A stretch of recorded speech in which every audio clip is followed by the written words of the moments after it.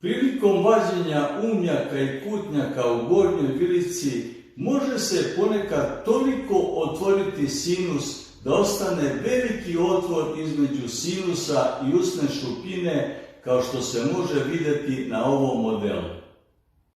Ako se ovakav otvor odmah adekvatno ne zatvori, dolazi do infekcije sinusa iz usne duplje i raznih komplikacija.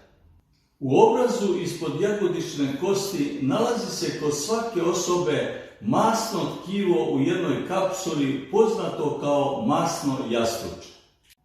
Mi u našem centru, kao što vidite na ovom modelu, decenijama unazad takve defekte rutinski uspješno zatvaramo masnim jastučetom, što je jedna pouzdana i u praksi dokazana hirurška metoda. Ako i vi imate sličan problem koji se možda i komplikovao, a niste uspjeli do sada da ga rešite, naš hirurški tim od ugleda i poverenja stoji vam rado na usluzi. Do našeg sljedećeg videa u ime tima Dental Implant Eksperata pozdrav svim pratiocima našeg video kanala od doktora Ostojića.